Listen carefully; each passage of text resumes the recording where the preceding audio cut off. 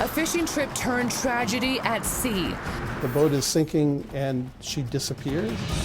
After an extensive search by the Coast Guard for New England mother Linda Carman, the likelihood of her being alive is minimal. Her son Nathan Carman says it was a horrible accident and files an insurance claim. It's denied. And according to Dan Small, the attorney for Linda's family, he tampered with the boat, he cut holes in the boat, he did things that would make the boat essentially easier to sink. So what really happened on board that boat? Linda's friends say it all starts with a discrepancy about their fishing destination. Nathan Carman had painted a picture that he was going on a fishing trip about 100 miles off the coast to Block Canyon. But one of Linda Carman's friends was told by Linda that they were actually going to be going on a fishing trip about 20 miles off the coast. Which meant a shorter trip, better suited for the vessel size and current conditions. Keep in mind, Nathan and his mom set out on this fishing trip late at night. It was around 11 o'clock on a Saturday night. This is a 31-foot aluminum boat. To set out on a fishing trip late at night with your mom in those conditions is just not of the norm, and many people are still trying to figure out why Nathan would have done that. Yes, why? It's a very disturbing question, and it's exactly the right one that you asked. Turns out, and there is a past and there is a history. Dating back 3 years before Linda disappeared. But as reporters began doing more digging, they uncovered bombshell information, shedding new light on the alleged boating accident. Nathan Carman was the last person to see two of his relatives alive, not only his mother, Linda Carman, but also his grandfather, John Chocolos. That's right, some might call Nathan incredibly unlucky, but Dan Small calls him something else. He's a murderer.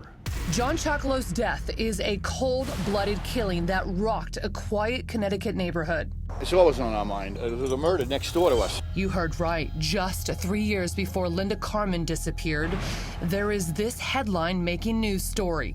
87-year-old John Chocolos is found dead in his bed by one of his 4 daughters just 5 days before Christmas. He suffered 3 bullets. But why would anyone want to kill him? Well, some now wonder if money is the motive. Turns out John was a multimillionaire real estate investor worth more dead than alive for certain family members. We learned that his grandfather had an estate to the tune of, I think, $40+ million. Nathan's mother was one of the beneficiaries of that. Now that Nathan's mother is presumed dead, would Nathan become one of those beneficiaries? Cops get a search warrant for Nathan's home, and it's what they didn't find that piques their interest. He got rid of his GPS. He got rid of his hard drive. And his alibi for the night his grandpa is shot dead? He's not able to account for his time that night. And there's more. A high-end $3,000 semi-automatic assault rifle. John Chocolos was murdered in his sleep with 3 shots from a .308 caliber rifle. Nathan had bought a .308 rifle before the murder. Word spreads fast in the deceased millionaire's safe neighborhood. Now all of a sudden he has a weapon that's the same caliber as the one that shot John.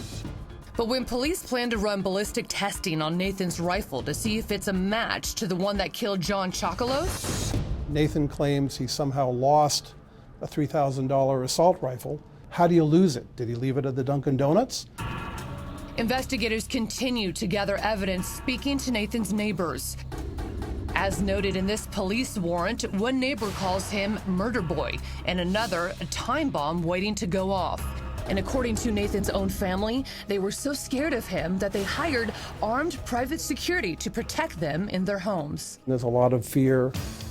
And people have been wary of Nathan for some time, according to an incident when he was just in high school. There was a charge that in high school he was waving a knife and essentially held a student hostage briefly at knife point.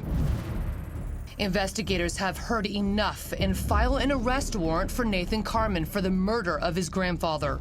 The police recommended an arrest warrant. The police thought that they had probable cause. Then there was some breakdown between the police and the DA. The DA thought they needed something else, and so he was never arrested. Nathan remains free, and his grandfather's case goes cold. That was until 3 years later and the fateful fishing trip shifting focus back to Nathan Carman. But with more evidence tying Nathan to his grandfather's death and his mother's disappearance, the family's attorney begins to build a case. That Nathan Carman murdered his grandfather. The gun is the most shocking. The fact that he had the gun, that he lied to the police about it, and that he's now made the gun disappear is both shocking and I think terribly damaging evidence against him. Then, in an unprecedented move by Linda's 3 surviving sisters, they file a civil motion in New Hampshire probate court against their nephew, known as a Slayer suit. It's about justice.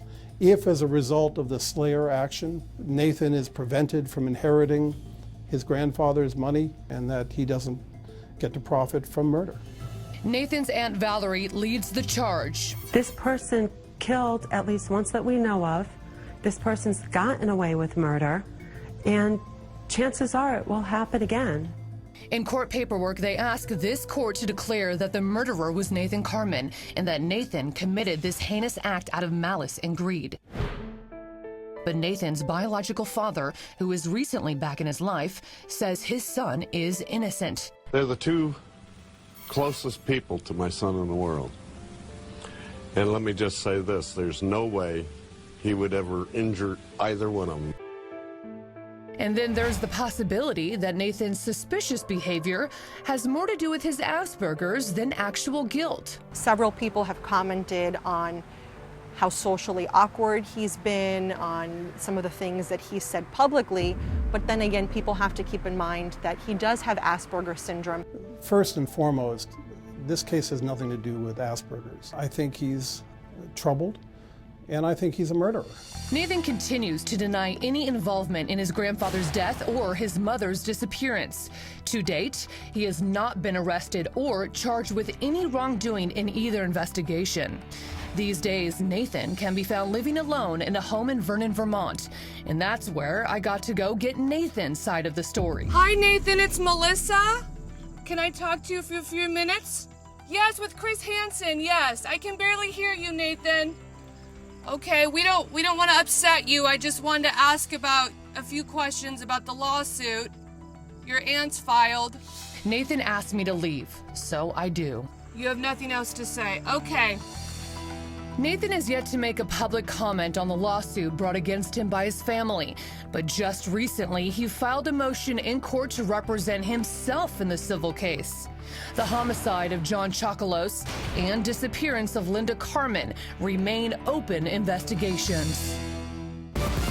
I'm Chris Hansen. If you like this story, make sure you tune in every day to Crime Watch Daily. You can find where the show airs in your city at crimewatchdaily.com. Watch it live or record it on your DVR and watch it at night. And to all those criminals out there, remember, we are watching.